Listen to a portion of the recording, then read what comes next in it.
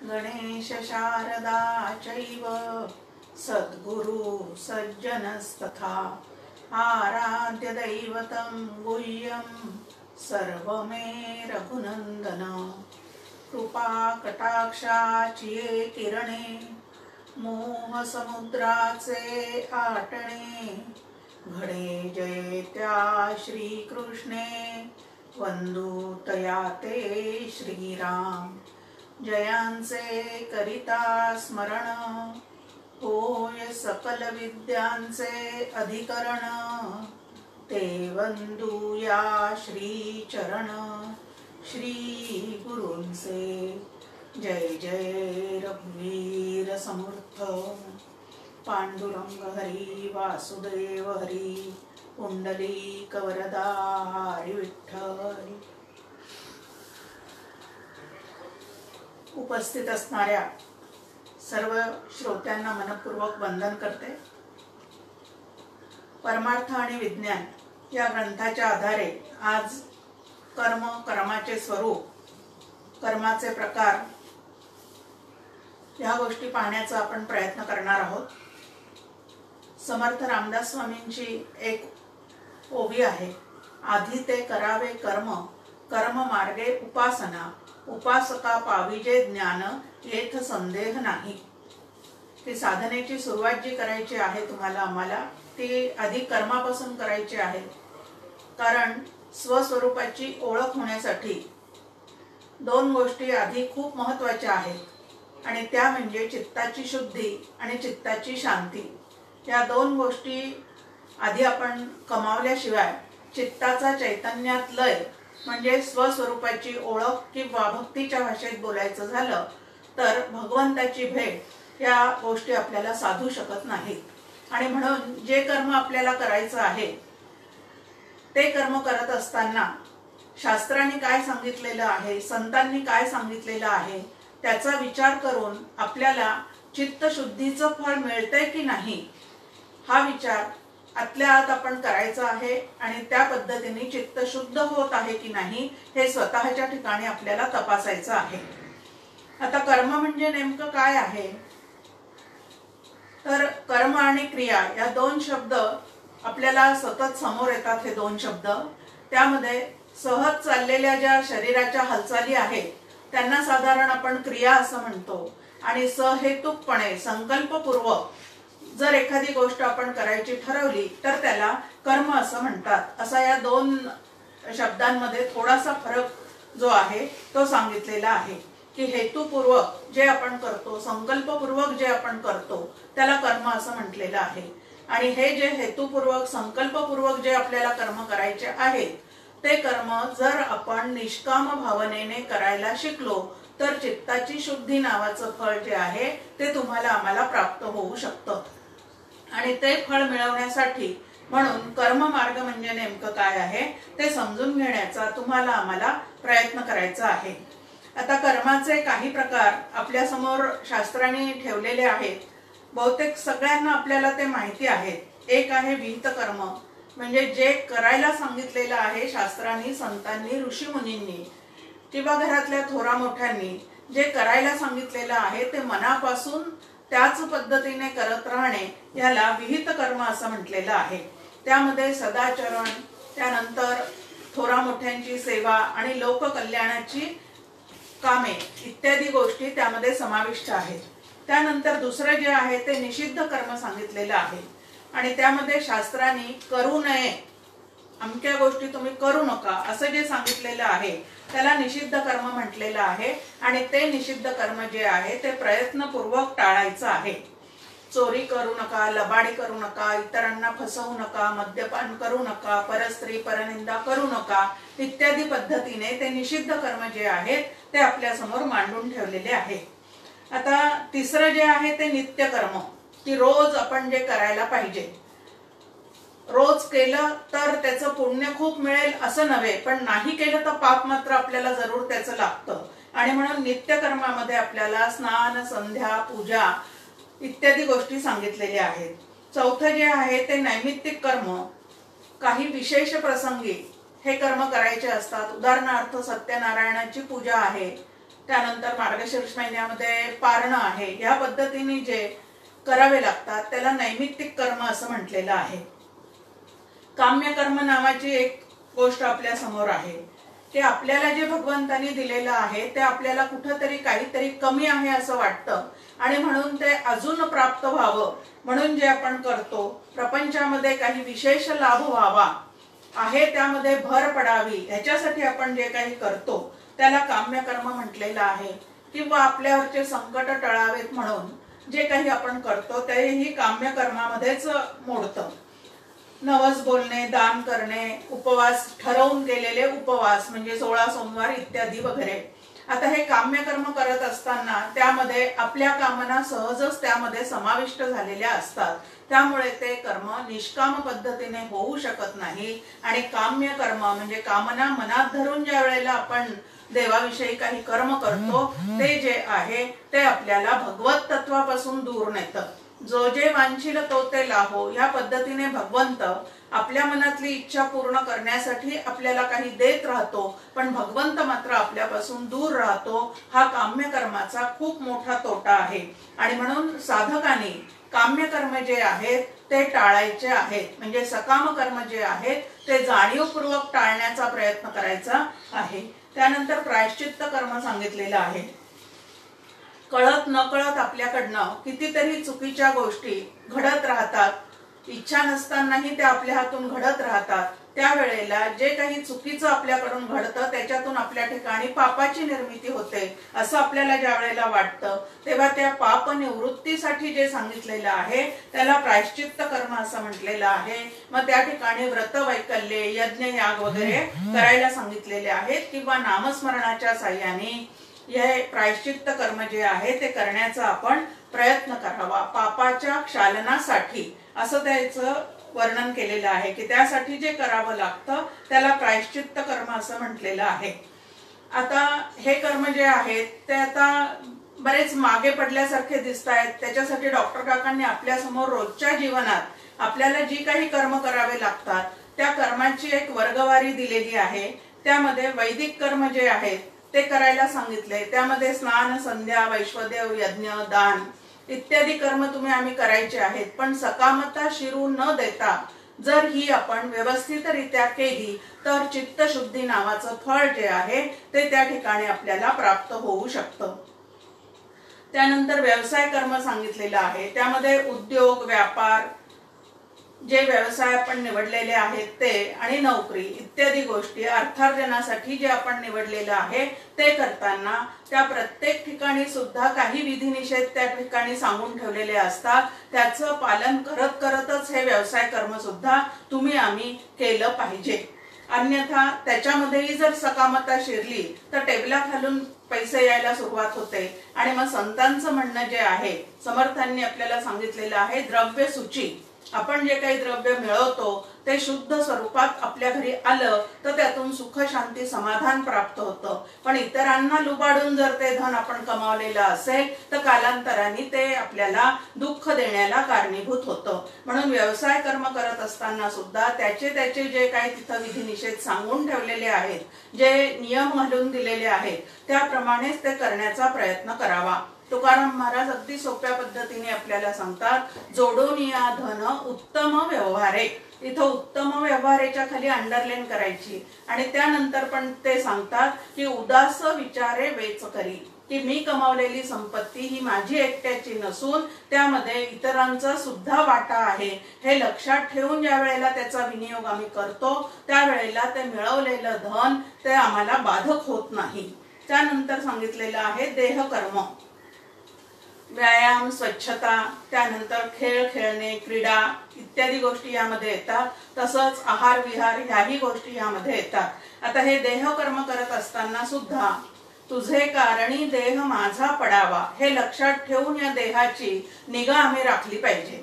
आता देहाची निगा राखणे हा भाग वेगळा आणि देहाला नटवणे, सजवणे, मिरवणे हा भाग वेगळा. आम्ही नेमकं काय करत आहे, मिळालेल्या देहाचा फक्त उपभोग घेतो आहोत का आत्मज्ञान प्राप्तीसाठी देवाच्या भेटीसाठी या देहाचा उपयोग करण्याचा आमचा प्रयत्न चाललेला आहे, हे आपण आपल्या ठिकाणी तपासून बघायचं आहे। आणि सत्कर्म योगे वय घालवावे हे लक्षात ठेवून हा देह आपल्याला त्यासाठी प्राप्त झालेला आहे।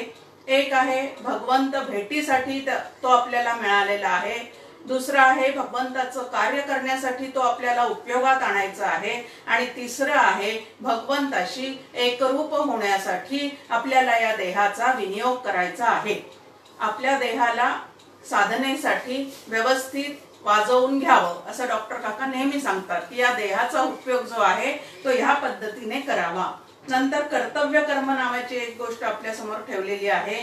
आपलं कुटुंब, आपला समाज, राष्ट्र, धर्म इत्यादीसाठी जे कर्तव्य आपल्याला सांगून ठेवलेली आहेत ती सुद्धा आपण जरूर पार पाडली पाहिजे।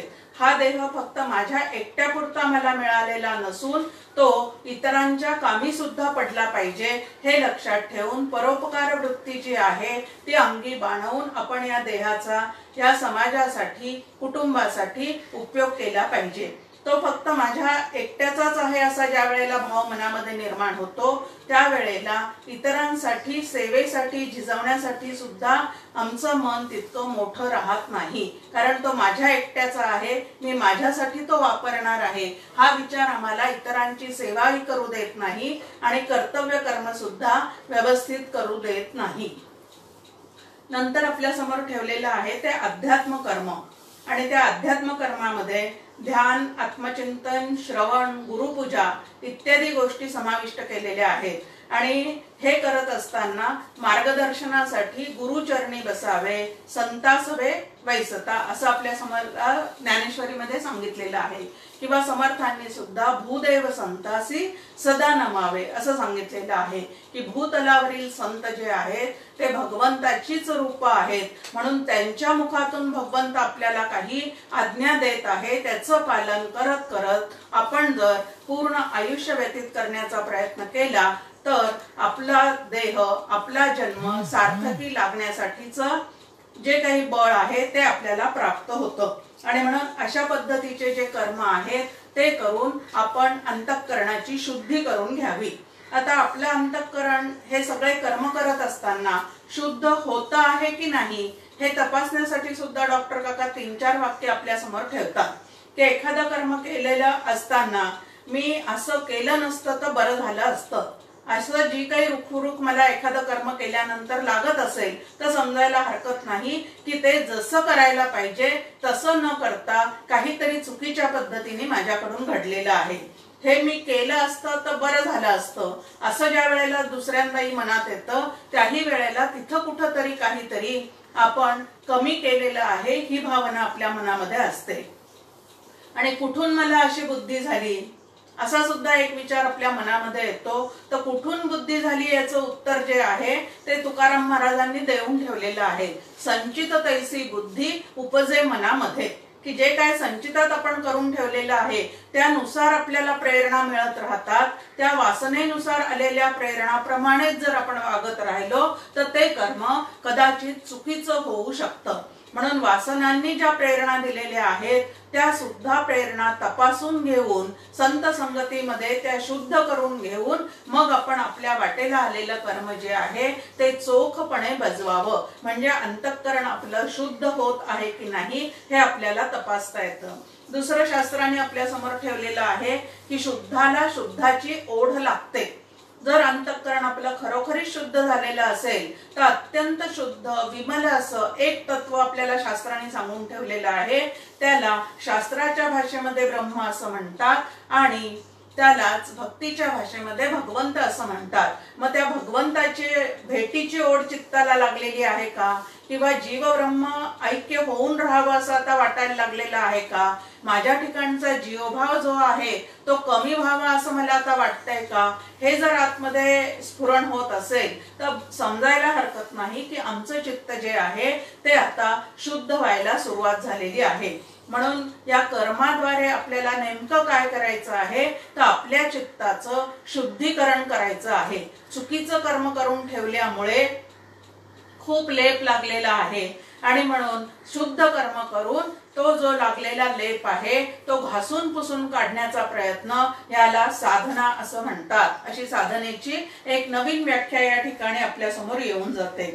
आता नामस्मरणाद्वारे जर आपण हे सगळे कर्म करण्याचा प्रयत्न केला, तुकाराम महाराजांचा एक छान अभंग आहे आपल्या समोर की राम म्हणे करिता धंदा सुख समाधी त्या सदा, की प्रत्येक कर्म जर नामानुसंधानात करण्याची आपण सवय लागलेली असेल तर त्याला ज्ञानेश्वर माऊली त्याचं फळ आपल्या समोर ठेवतात। पापाचे कळप पळती पुढे, की कळत न कळत जे काही पाप आपल्याकडून घडलेलं आहे ते पाप सुद्धा या नामस्मरणाच्या साह्याने शुद्ध होऊन जातं। नामे स्नान नामे संध्या असं सुद्धा ज्ञानेश्वर माऊलींनी सांगितलेलं आहे की नामाच्या साह्याने स्नान करत राहिलो तर ते सुद्धा एक शुद्ध पुण्य आपल्याला देण्याला कारणीभूत होतं।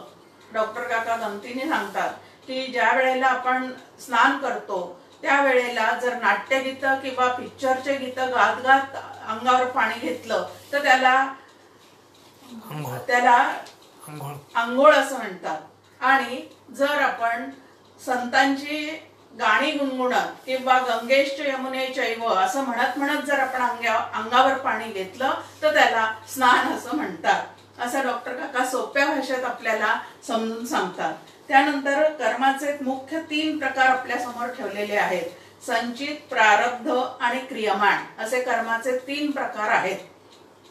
त्यातलं प्रारब्ध कर्म हे आपल्याला सगळ्यांना माहिती आहे, माझ्या प्रारब्धातच असं का, माझ्या प्रारब्धातच तसं का, या पद्धतीने आपण त्याचा सारखा उल्लेख करतो। आता हे संचित कर्म म्हणजे नेमकं काय आहे तर या मानव देह मिळण्यापूर्वी आधी जितके मनुष्य जन्म आम्हाला मिळालेले आहेत त्या मनुष्य जन्मामध्ये जीवभाव धारण करून मी करता आहे, मी भोगता आहे ह्या भ्रांतीत राहून जे काही आम्ही कर्म करून ठेवलेले आहे ते कर्म जे आहेत ते संचितामध्ये जमा होतात। म्हणजे कर्माचा भरपूर साठा, त्या कर्मातून मिळणारे सुख दुःख इत्यादी गोष्टी त्या संचितामध्ये जमा झालेल्या असतात।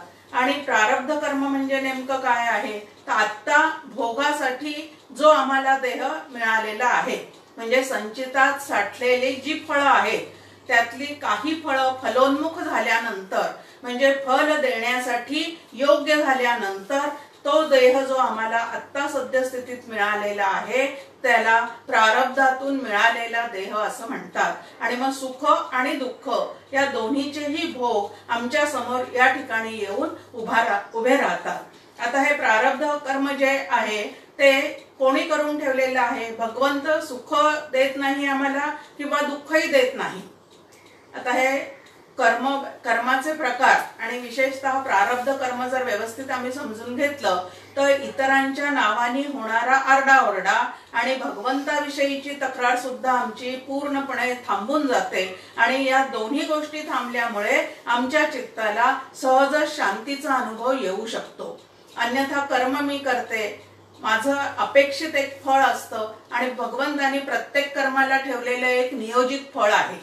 मग कुठलंही कर्म आम्ही हाती घेतल्यानंतर आधीच त्याची ज्या वेळेला अपेक्षा ठेवतो त्यावेळेला त्या अपेक्षेप्रमाणे जर फळ प्रारब्धाने ठेवलेलं नसेल तर मात्र मला अत्यंत दुःख होतं आणि मी एवढं करून माझ्या नशिबाला हेच का, या पद्धतीची जी तक्रार आहे ती तुमच्या आमच्या ठिकाणी सुरू होते। माझ्याच नशिबात असं का, मी कोणाचं काही वाकडं केलेलं नसताना भगवंताने अशा गोष्टी माझ्या समोर का आणून ठेवल्या, या पद्धतीने जे काही विचार आतमध्ये उमटतात ते आम्हाला दुःख दिल्याशिवाय राहत नाही। आणि हे रडगाणं जर मला थांबवायचं असेल तर ज्याला कर्मविपाकाचा सिद्धांत म्हणतात तो सिद्धांत जो आहे तो आम्ही या ठिकाणी समजून घेतला पाहिजे। मग आता हे प्रारब्ध भोग म्हणजे नेमकं काय आहे तर सुख आणि दुःख याचे दोन्हीचेही अनुभव आम्हाला आमचं हा जो देह मिळालेला आहे त्या देहाचं जेवढं आयुष्य आहे ते आयुष्य संपेपर्यंत सुखाचे किंवा दुःखाचे भोग जे आहेत ते आमच्या समोर सतत येत राहणार आहेत। पण भोग जरी आमच्या समोर येत राहिले तरी त्या भोगाप्रमाणे आम्ही सुखी किंवा दुःखी झालंच पाहिजे असं काही आमच्यावर बंधन नाही। आणि हे बंधन झुगारून द्यायचं असेल तर क्रियमाण स्वातंत्र्य नावाची जी गोष्ट आहे ती भगवंताने आम्हाला देऊन टाकलेली आहे। आणि म्हणून त्या ठिकाणी ते भोग स्वीकारायचे का पूर्णपणे ते बाधित करून टाकायचे, हे जे कला आहे ती आम्ही संतांकडनं शिकून घेतली पाहिजे। गोंदवलेकर महाराजांच्या चरित्रामध्ये एक प्रसंग सांगतात की ते एक दिवस त्यांच्या मंदिरामध्ये शांतपणे बसलेले असताना एक गृहस्थ त्यांच्याकडे आला आणि त्यांच्याकडे येऊन तो त्यांना भरपूर शिव्या देऊन गेला। म्हणजे त्या ठिकाणी आल्या आल्या त्यांनी शिव्याचीच त्या ठिकाणी काय केलेली आहे तो सुरुवात केलेली आहे। हे शिव्या देण्याचं कारण काय आहे तर आपण श्रवण भक्तीच्या वेळेला पाहिलेलं आहे की होत असता निरूपण देहास आले उणेपण, आणि असं उणेपण आल्यानंतर त्याच्या ठिकाणी की माझ्यावरूनच हे सगळं काही बोललेले आहेत, मलाच सर्वांसमोर टोचून टोचून बोललेले आहेत असं काहीतरी बहुतेक त्या गृहस्थांच्या मनात आलं। आणि नंतर येऊन त्यांनी गोंदवलेकर महाराजांना भरपूर काहीतरी वाकडं तिकडं सुनावलं। आता दुसरे एक गृहस्थ हे सगळं पाहत होते की इतके शिव्या ते देत होते तरी सुद्धा गोंदवलेकर महाराज मात्र अत्यंत शांत त्या ठिकाणी होते। मग ते गृहस्थ निघून गेल्यानंतर, म्हणजे शिव्या देणारे गृहस्थ निघून गेल्यानंतर जे दुसरे त्या ठिकाणी बसलेले होते त्यांनी विचारलं महाराजांना की अहो तुम्ही इतके शांत कसं काय त्यांनी एवढ्या शिव्या दिल्यानंतर? मग महाराज म्हणतात की त्यांनी दिल्या पण मी घेतल्या नाही। हा जर विचार आम्ही आमच्या प्रपंचामध्ये कायमचा टेकवला तर दुःखाचे जे तडाखे आम्हाला या वाणीद्वारे इतरांच्या बसतात ते बसणं जे आहे ते अत्यंत कमी कमी होत जाईल आणि चित्ताला आनंदाचा अनुभव येईल। देणाऱ्याने कितीही काही द्यायचं ठरवलं तसं आमच्या प्रारब्धाने आमच्या समोर कितीही दुःखाचे तडाखे आणून उभे केले तरी सुद्धा हे देह दुःख जे आहे ते देह दुःख माझ्या मूळच्या स्वरूपाच्या ठिकाणी यत्किंचितही नाही असा शास्त्राचा अभ्यास जर आत पूर्णपणे ठसलेला असेल, म्हणजे मी देह नसून मी आत्मा आहे असं जर आतमध्ये पक्क निश्चय झालेला असेल तर हे देह दुःख जे आहे ते बाऊ न करता आम्हाला शांतपणे स्वीकारता येतं। आता इथे सहन करणं हा शब्द सुद्धा, सहन म्हणले की त्यामध्ये सुद्धा दुःखाची एक छटा येते असं डॉक्टर काका म्हणतात, म्हणून ते शांतपणे स्वीकारता येतं। मग आता हे प्रारब्ध कर्म जे आहे त्यामध्ये चालू देहामध्ये आम्हाला जे भोग भोगायला मिळतात ते भोग कुठून आलेले आहेत असा जर आपण विचार केला तर शास्त्र आपल्याला सांगतं की ते तुमच्याच कर्मातून निर्माण झालेले आहेत। समर्थांनी मनाच्या श्लोकामध्ये छान आपल्या समोर एक चरण ठेवलेला आहे, मनात वाचिरे पूर्व संचित केले तया सारिखे भोगणे प्राप्त झाले। किती स्वच्छ शब्दामध्ये आपल्याला सांगितलेलं आहे की जे सुख दुःखाचे भोग तुला येत आहे ते कुठून आलेले आहेत तर तुझ्याच संचितातून आलेले आहेत। ते संचितात कसे जाऊन बसले तर तुझ्या संकल्पामुळे जाऊन बसलेले आहेत। म्हणून माझ्या आयुष्यामध्ये मला सुखाचा भोग जरी मिळाला किंवा दुःखाचा जरी भोग समोर आला तरी ते माझ्याच कर्माचं फळ आहे असं पूर्णपणे लक्षात ठेवावं। आणि प्रारब्ध कर्म जे आहे ते भोगल्याशिवाय संपत नाही असं पण एक शास्त्राचं आपल्या समोर सांगणं आहे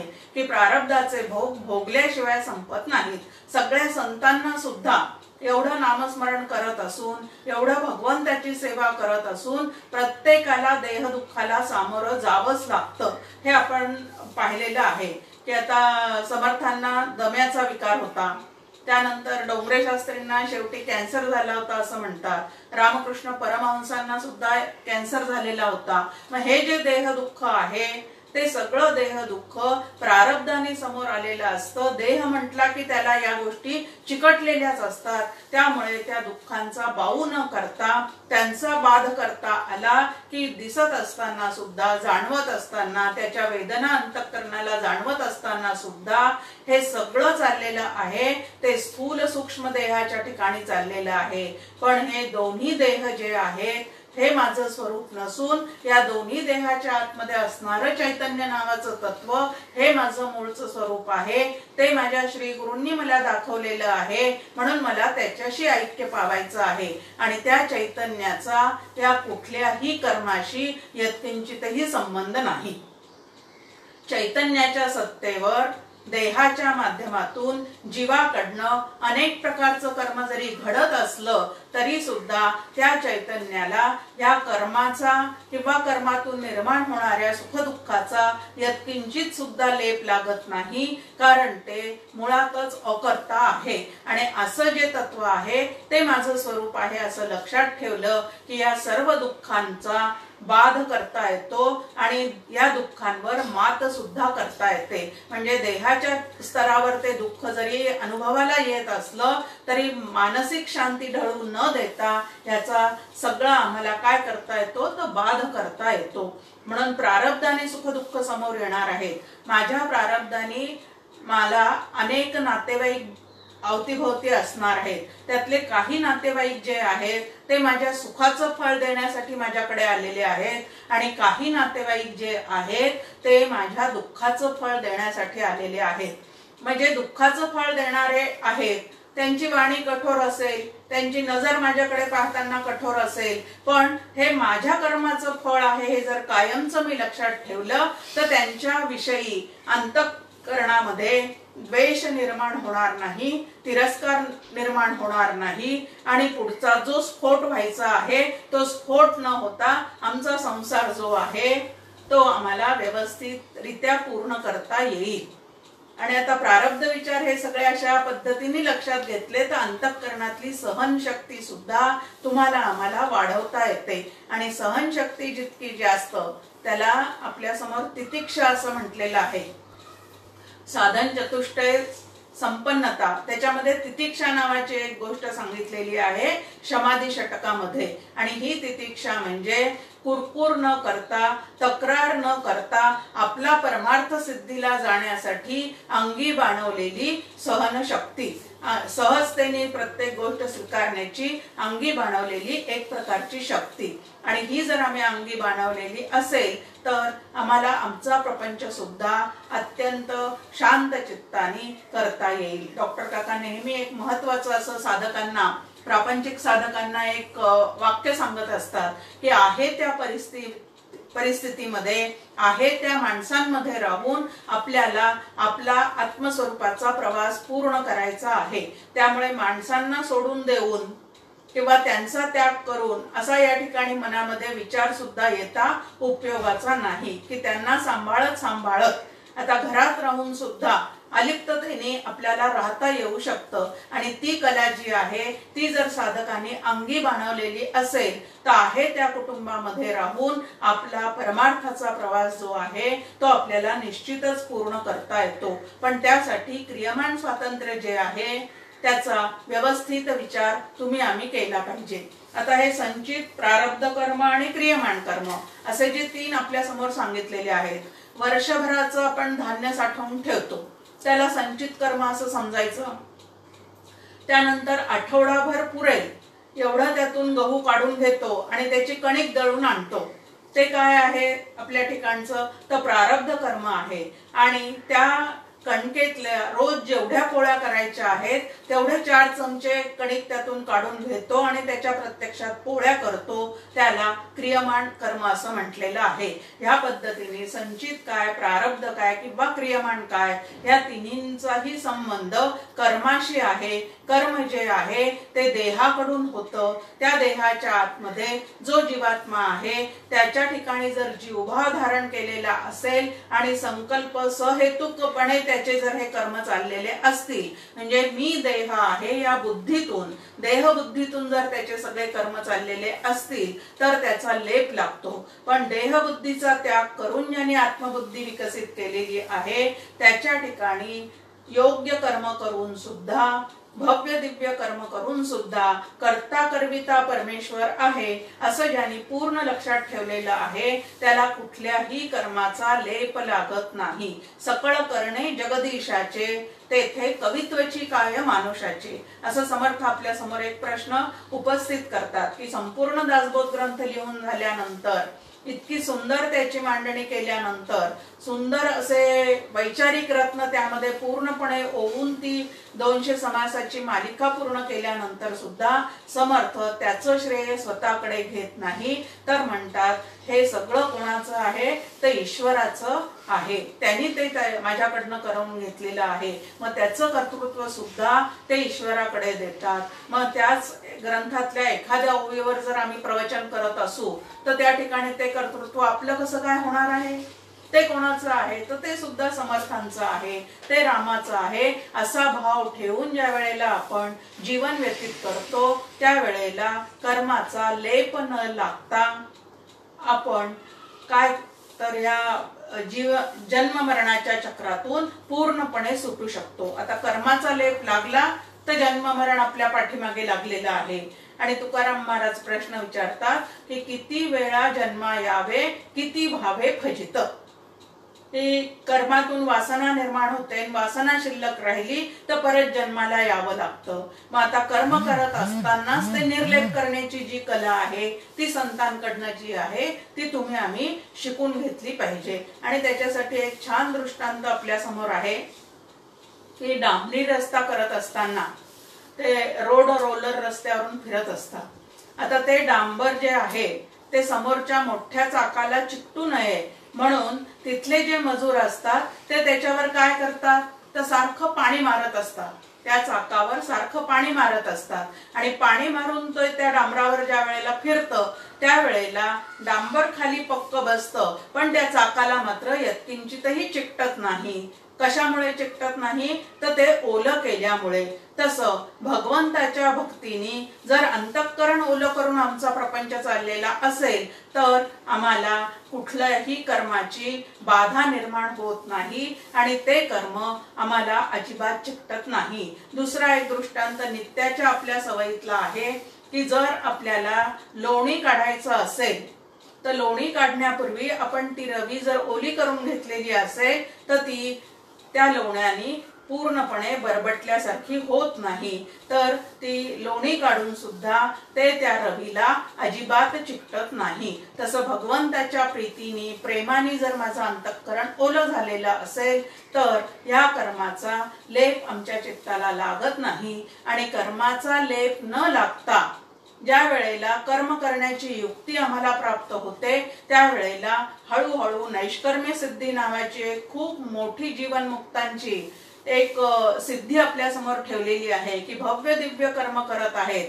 पण कर्तृत्वाचा अहंकार नसल्यामुळे त्यांना त्या कर्माचा लेप लागत नाही. त्याला नैष्कर्म्य सिद्धी असं म्हणतात. आणि त्या नैष्कर्म्य सिद्धीचं फळ जे आहे ते जीवनमुक्ताला जसं प्राप्त होतं तसं ते तुम्हाला आम्हाला सुद्धा क्रियमाण स्वातंत्र्याच्या द्वारे प्राप्त करण्याची संधी या नरदेहात प्राप्त झालेली आहे. तेव्हा त्या संधीचा जरूर उपयोग करावा आणि नैष्कर्म्य दशेपर्यंत तुम्ही आम्ही जाऊन पोहोचावं. समर्थ एक छान ओवी आपल्या समोर ठेवतात, कर्मा वेगळे न व्हावे तरी कासया कर्म करावे.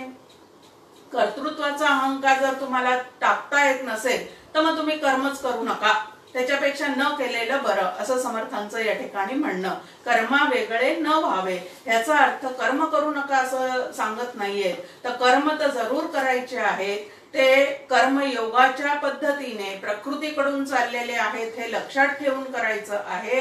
आणि कर्तृत्वाचा अहंकाराचा लेप भोक्तृत्वाचा लेप मात्र अंतःकरणाला चिकटू द्यायचा नाही. ही कला साध्य करणे याला साधना असं म्हणतात. आणि जोपर्यंत या गोष्टी आम्ही समजून घेत नाही तोपर्यंत मात्र जीवभावातून सगळ्या गोष्टी चाललेल्या असतात आणि त्या ठिकाणी मग तू मै सगळं की माझ्याच नशिबात असं, म्हणजे ज्याला आपण आदळआपट म्हणतो अशी आदळआपट मग त्या घरामध्ये सुरू असते. आता कर्म जर करायचंच आहे तर ते कटकटीत रूपांतरित न होऊ देता जर योगात रूपांतरित करता आलं तर ह्या क्रियमाण स्वातंत्र्याचा आम्हाला निश्चित काहीतरी चांगला फायदा होऊ शकतो. आणि म्हणून वासनेप्रमाणे कर्म न करता खूप छान आपल्या समोर एक वाक्य आहे डॉक्टर काकांचं की वासनानुसारी कर्म न करता शास्त्रानुसारी किंवा संत वचनानुसारी जर ते करण्याचा प्रयत्न केला तर तुम्ही आम्ही या संसार सागरातून निश्चितपणे तरुण जाऊ शकतो आणि जीवनमुक्तीचा आनंद जो आहे तो आनंद तुम्हाला आम्हाला प्राप्त करून घेता येतो।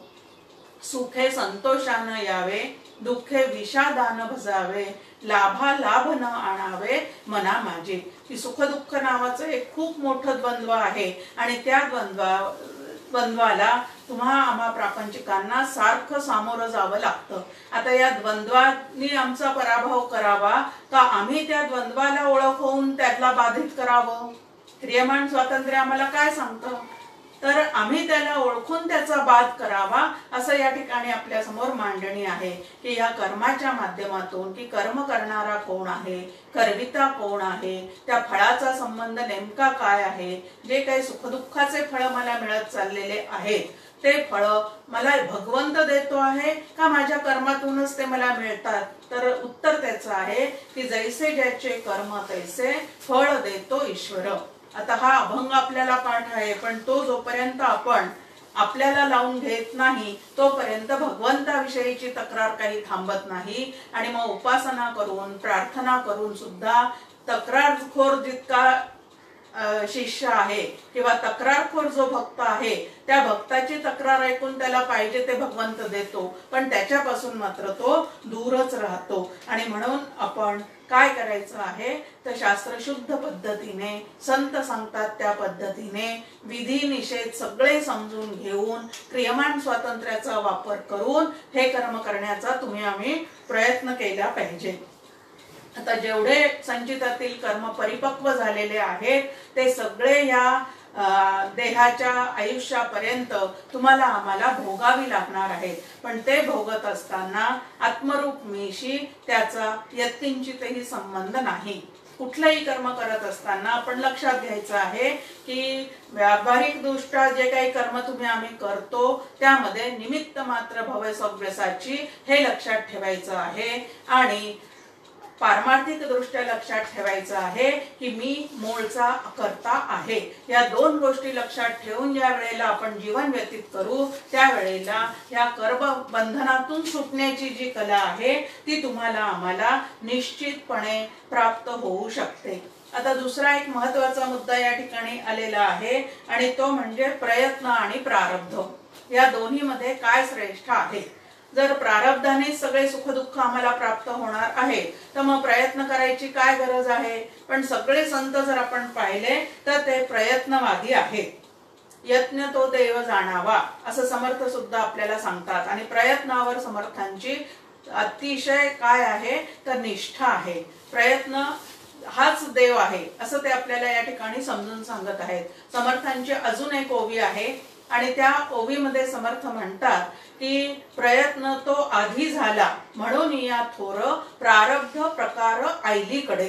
की सगळ्यात महत्त्वाचा पहिला प्रयत्न कुठला झालेला आहे?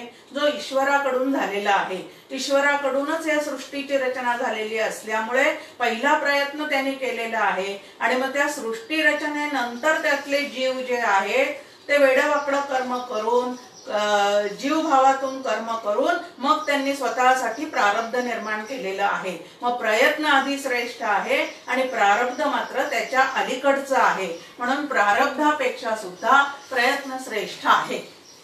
आता माझ्या प्रारब्धामध्ये कुठले कुठले फळ दडलेले आहेत ते कळवून घेण्यासाठी सुद्धा मला आधी प्रयत्नच करावे लागतात। उदाहरण आहे आपल्या समोर की एखादा उपवर झालेला मुलगा आहे आणि त्याला आता मुलगी बघायची आहे। आता लग्नाला आलेल्या मुलाला ताबडतोब मुलगी मिळते का त्या मुली बघण्याचा सुद्धा कार्यक्रम केले जातात? आपल्या समोर आहे की त्यांच्या आधी कार्यक्रम केले जातात, अनेक मुली त्यांना दाखवल्या जातात। मग आता हे प्रयत्न केल्याशिवाय आपल्यासाठी प्रारब्धाने नेमकी कुठली ठेवलेली आहे ते त्यांच्या लक्षात येत नाही। मग अनेक मुली पाहता पाहता हीच आपल्यासाठी आहे असं त्यांना क्लिक होतं आणि मग ती त्यांची पत्नी म्हणून पूर्णपणे प्रारब्धाचे भोग देण्यासाठी त्यांच्या घरात येते असं समजायला अजिबात हरकत नाही की नवरा बायको सुद्धा एकमेकांचे प्रारब्धाचे देणे घेणे चुकवण्यासाठीच एकत्र आलेले असतात। समर्थांची एक छान ओवी आहे, कर्मयोगे सकळ मिळाले, एके स्थळी जन्मास आले, ते तुवा आपुले मानिले, फटरे पडत मूर्खा. की तुम्ही आम्ही सगळेजण जे एकत्र आलेले आहोत ते एकमेकांच्या कर्माचं देणं घेणं चुकवण्यासाठी आलेले आहोत. मग काही जण सुखाचा भोग देतील, काही जण दुःखाचा भोग देतील, पण कर्म मात्र माझंच आहे. मग ज्यांच्याकडनं मला सतत दुःखाचा भोगाचा अनुभव येतो त्यांचं मी काहीतरी गेल्या जन्मी खूप काहीतरी वाकडं करून ठेवलेलं आहे हे लक्षात ठेवावं आणि या जन्मी परत नवीन संचितात भर पडणार नाही याची काळजी घ्यावी. की आता परत नवीन संचित मला काही त्याच्यामध्ये भर घालायची नाही. मग हे सगळं प्रारब्ध संचित क्रियामान हे सगळं जे आहे त्याचा नाश केव्हा होऊ शकतो? एक आपण पाहिलं की प्रारब्ध कर्म भोगूनच संपवावं लागतं. मग या संचितात साठलेल्या सर्व कर्माचा नाश केव्हा होऊ शकतो? तर ज्ञानाग्नी भस्मसात कुरुते असं म्हटलेलं आहे की ज्ञानाचा अग्नी पेटल्यानंतर मात्र हे सर्व काही भस्मसात होऊन जातं. आणि भस्मसात होऊन गेल्यानंतर ती जी राख आहे ती तुम्हाला आम्हाला पोळत नाही. हे लक्षात या ठिकाणी ठेवायचं आहे की अग्नी विझून जातो पण राख जी आहे तिच्यामधलं आम्हाला ताप देण्याचं सामर्थ्य जे आहे ते सुद्धा नष्ट झालेलं असतं. तसं ज्ञानाग्नीमध्ये आत्मरूप मी आहे असं लक्षात आल्यानंतर माझा प्रारब्धाशी संबंध नाही, क्रियमान कर्माशी सुद्धा संबंध नाही आणि संचितात करून ठेवलेले कर्म जीवभावातून केले होते म्हणून ते तसेच असतील. पण आता आत्मरूप मीचा त्याच्याशी सुद्धा तेव्हाही संबंध नव्हता आणि आताही संबंध नाही असं प्रयत्नपूर्वक आम्ही या जन्मी ठरवू शकतो. मग आता प्रारब्ध श्रेष्ठ का प्रयत्न श्रेष्ठ? तर सगळे संत आपल्याला म्हणतात प्रयत्न श्रेष्ठ. आणि हा प्रयत्न कुठला करायचा आहे? तर अभ्यास अभ्यास अभ्यास, स्वाध्यायाचा अभ्यास करणे हाच तो एकमेव प्रयत्न आहे. ते अभ्यासे माझ्या स्वरूपे मिळ असं आपल्याला ज्ञानेश्वर माऊली सांगतात. माझ्या स्वरूपे मिळ म्हणजे कुठल्या स्वरूपाशी मिळ असं सांगतायत श्रीकृष्ण त्या ठिकाणी अर्जुनाला. श्रीकृष्ण तर स्वतः त्या ठिकाणी समोर आहेत. त्यानंतर अर्जुनाला त्यांनी अनेकदा आलिंगन सुद्धा आनंदाने दिलेलं आहे. मग त्या ठिकाणी मिळणी करायची म्हणजे कशाशी मिळणी करायची आहे? तर माझ्या स्वरूपाशी. आत्मस्वरूप जे तुझं आणि माझं आहे ते एकच आहे आणि ते आत्मस्वरूप अवगत करण्याची जी कला आहे ती तुला विचारांच्या द्वारे एवढी सांगून ठेवलेली आहे. त्याचा वारंवार वारंवार अभ्यास कर आणि तू स्वतःच्या चित्ताचा चैतन्यात लय करून घे.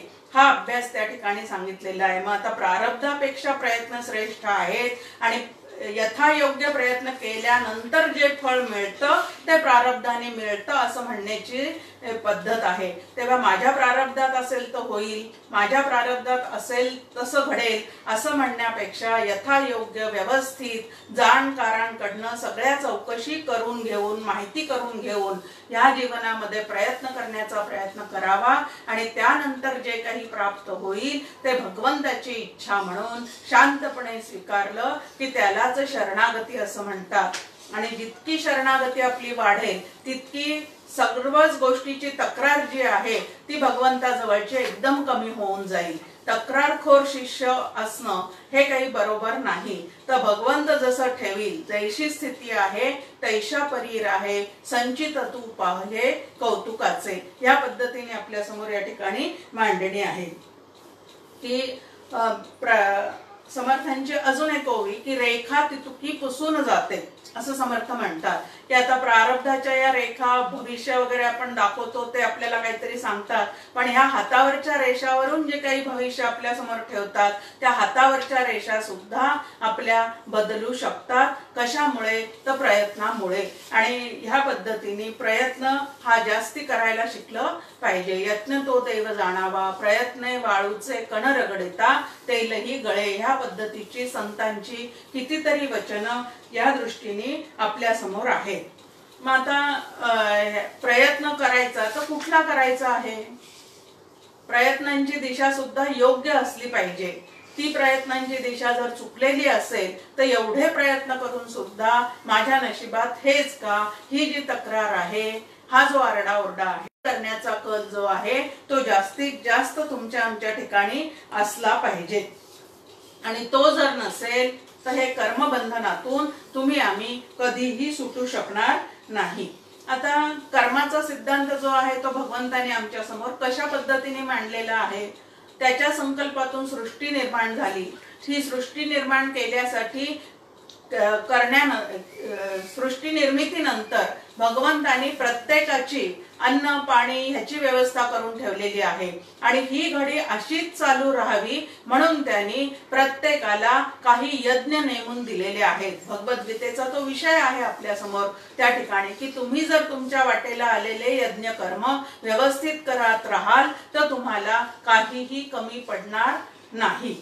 मग काम जे आहे ते जर तुम्हाला आम्हाला करायचंच आहे, ते काम करत असताना त्या सृष्टी रचनेची व्यवस्था चालवत असताना भगवंतानी प्रारब्धाच्या साह्याने प्रत्येक जीवाला एक मर्यादा घालून दिलेली आहे। ती आम्ही बिनतक्रार जर स्वीकारलेली असेल तर जीवनाविषयीचा आरडाओरडा जो आहे तो तुमचा आमचा या ठिकाणी एकदम कमी होऊन जाऊ शकतो आणि तसं जर केलं नाही तर मात्र अखंड दुःखाचा अनुभव सतत तुमच्या आमच्या वाटेला येऊ शकतो।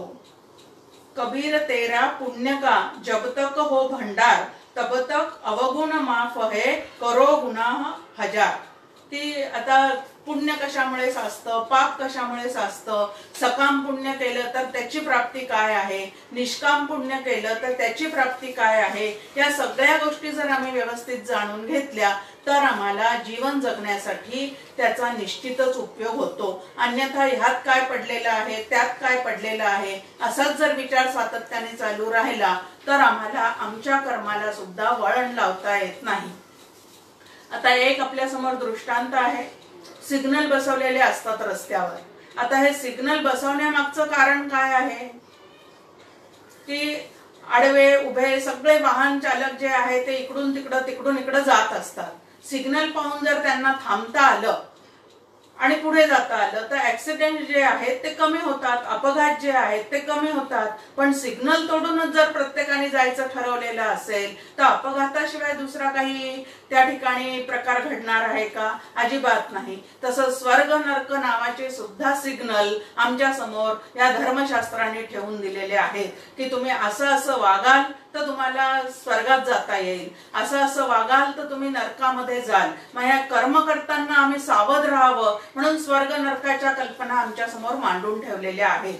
पण आम्ही खरोखरी स्वर्ग आहे का, खरोखरीच नरक आहे का, कोण तिथं गेलेला आहे, गेलेला दिसतो का, तो स्वर्ग आता आम्हाला आणून दाखवा, या पद्धतीने ज्या वेळेला त्याची सगळ्याच गोष्टीची विल्हेवाट लावायचा प्रयत्न करतो त्यावेळेला मात्र तिथं त्या कर्मावरचं जे काय एक आमच्यावर बंधन घातलेलं आहे, नियम लावलेला आहे की अमकं केलं की स्वर्गात जाणार म्हणजे खूप सुख मिळणार, ह्या पद्धतीने वागाल तर तुम्ही नरकात जाणार म्हणजे दुःखाचे डोंगरच डोंगर त्या ठिकाणी आहे। आणि संतांनी तर आमच्या स्वर्ग आणि नरक या दोन्ही कल्पना बाजूला करून तुम्हाला जर जीवनमुक्तीचा आनंद लुटता येत असेल तर ते बघा म्हणून सांगितलं। मग आता सकाम पुण्य केलं तर स्वर्ग आहे, त्यानंतर पापात्मक पाप करत राहिलो तर नरक ठेवलेला आहे आणि स्वर्ग नरक दोन्हीकडच्या गोष्टी बाजूला टाकून जर आम्ही निष्काम पुण्य करत राहिलो तर मात्र आम्हाला भगवंताची भेट घेण्याचं सामर्थ्य, जीव ब्रह्म ऐक्य स्वतःच्या ठिकाणी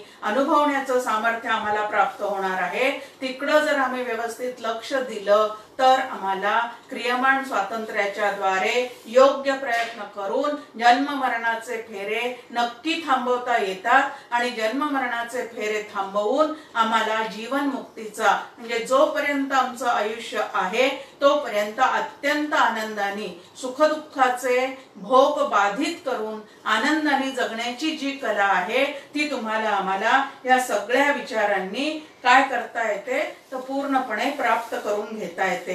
कारण सकाम पुण्य करून स्वर्ग सुख आम्ही मिळवलं तर स्वर्ग सुखाला सुद्धा एक डाग लागलेला आहे आणि तो म्हणजे क्षीणे पुण्ये मर्त्य लोकम विशंती, की पुण्य क्षीण झाल्यानंतर जसं गॅसच्या फुग्यामधली हवा कमी झाल्यानंतर ते जमिनीवर येऊन आदळतात तसं इकडं पुण्य क्षीण झाल्यानंतर परत आम्हाला मर्त्य लोकातच यावं लागतं. आणि म्हणून मर्त्य लोकात म्हणजे या मृत्यूभूमीत आल्यानंतर मृत्यूच्या पूर्वी जर आम्हाला जन्म मृत्यू जिंकता आले, म्हणजे जन्म मृत्यूच्या पलीकडे असणारा आत्मा मी आहे असं जर आम्हाला पूर्ण निश्चयात्मक रीतीने अनुभवता आलं, तर आम्हाला स्वर्गातही जाण्याची भानगड नाही, नरकातही जाण्याची भानगड नाही, पण जोवर आमचं आयुष्य आहे तोपर्यंत अत्यंत आनंदाची व्यवस्था जी आहे ती या ठिकाणी होऊन जाऊ शकते.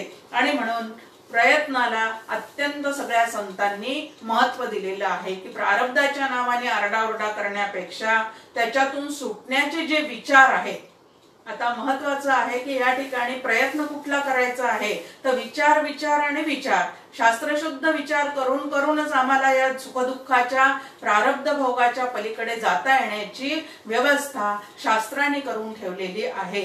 त्या ठिकाणी प्रयत्न कुठला करायचा आहे तर शास्त्रशुद्ध विचार करण्याचा जो प्रयत्न आहे तोच तुम्हाला आम्हाला करायचा आहे. आणि असा प्रयत्न करत असताना आम्हाला सोबत कोणाची आहे तर संतांची सोबत आहे, श्री गुरूंची सोबत आहे, त्यांच्या विचारांची संगत आहे. संतांचे संगती मनोमार्ग गती, आकळावा श्रीपती येणे पंथे. या पद्धतीने आपल्या समोर ज्ञानेश्वर माऊलींनी मांडणी केलेली आहे. समर्थ सुद्धा आपल्याला ह्याच पद्धतीने सांगतात की अचूक यत्न करवेना म्हणून केले ते सजेना, की योग्य प्रयत्न करायला शिका आणि ती योग्य दिशा दाखवण्याचं जे काम करतात त्यांना संत असं म्हणतात. कारण त्यामध्ये त्यांचा स्वतःचा यत्किंचित सुद्धा स्वार्थ नसतो. तर प्रत्येक जीव हा अमृतपुत्र आहे हे त्यांच्या लक्षात आलेलं असतं. प्रत्येक जीव मूळचा ब्रह्मरूपच आहे हेही संतांच्या कायमचं अनुभवात असतं. आणि म्हणून स्वस्वरूपाची प्राप्ती करून देण्यासाठी जेवढं काही विचारधन देऊ शकतात तेवढं ते हातचं न राखून ठेवता आपल्याला देत असतात. पण ते घेण्याची जी काय आपल्यावर जबाबदारी आहे ती आपण पार पाडली पाहिजे. अन्यथा देणाऱ्याचे हात हजारो दुबळी माझी झोळी या पद्धतीने आम्ही ऐकतो आणि विसरून जातो. त्या त्या प्रसंगाला त्यांचे ते विचार आम्हाला जर आठवत राहिले नाही तर मात्र प्रत्येक गोष्ट आम्हाला फजितीला सामोरे येते.